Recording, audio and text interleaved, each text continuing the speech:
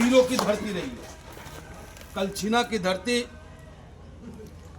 अन्नदाताओं की धरती रही है।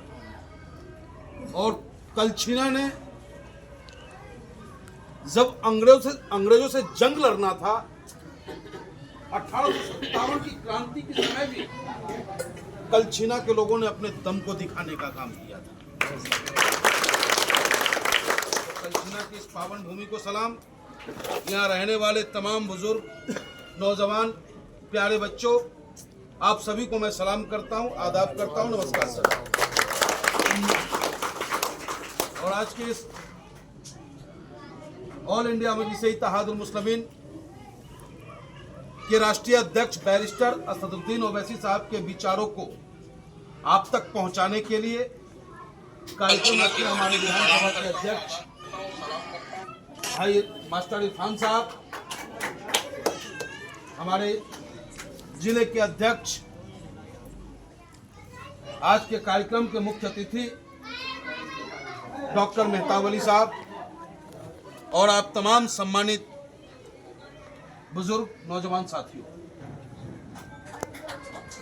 मास्टर जी ने बहुत सारी बातें बैरिस्टर असदुद्दीन ओवैसी साहब के बारे में कही। मैं इतना ही कहना चाहूंगा कि यह हिंदुस्तान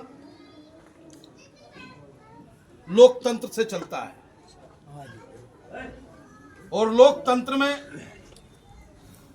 उसी के हक की आवाज उठाई जाती है जिसके हाथ में राजनीति की चाबी होती है। आज हिंदुस्तान के तमाम जातियों के लीडर हैं, हिंदुस्तान के तमाम धर्म के लोगों के अपने अपने एक नुमाइंदे हैं जो उनकी हक की बात हिंदुस्तान के सबसे बड़े पंचायत में खड़े होकर के करने का काम करते हैं। लेकिन अफसोस, जिस हिंदुस्तान की आबादी में, हिंदुस्तान की मजबूती में, हिंदुस्तान की तरक्की में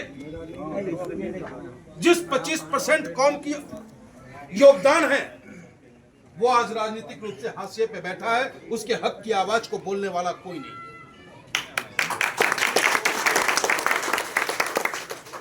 मैं तो सैल्यूट करता हूं हैदराबाद की सरजमी को कि हैदराबाद के लोगों ने एक कोहिनूर को तराशा और उसे हिंदुस्तान के सबसे बड़े पंचायत में भेज करके वर्तमान जो देश की स्थिति है, हमारा देश जलने के कगार पे खड़ा था। जिस तरीके से आतंकियों ने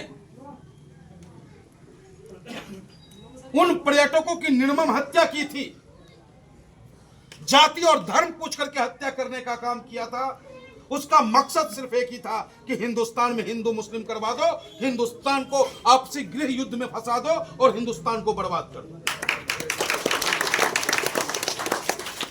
लेकिन मैं सैल्यूट करता हूं अपने नेता बैरिस्टर असदुद्दीन ओवैसी साहब को, जिन्होंने फ्रंट फुट पर आकर के बैटिंग करने का काम किया।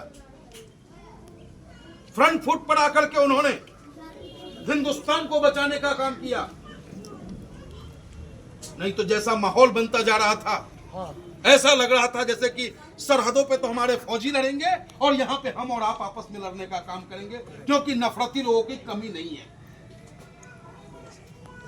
तो यह साबित करता है हमारी पार्टी ऑल इंडिया मजलिस इत्तेहादुल मुस्लिमीन कि यह सिर्फ मुसलमानों की पार्टी नहीं है, यह पार्टी हिंदुस्तान की पार्टी है, यह पार्टी संविधान की पार्टी है, यह पार्टी सभी जातियों की पार्टी है।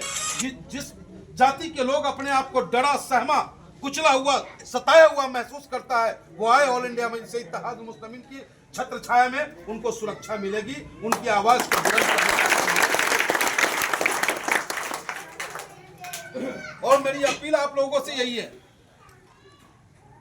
चुनाव तो आते और चले जाते हैं, कहीं ना कहीं आप वोट जरूर डालते हो, लेकिन आपका एक वोट किसी के हौसला को बुलंद करता है। आपका एक वोट किसी रिश्वतखोर को ताकत देता है। आपका एक वोट किसी माफिया को ताकतवर बना देता है।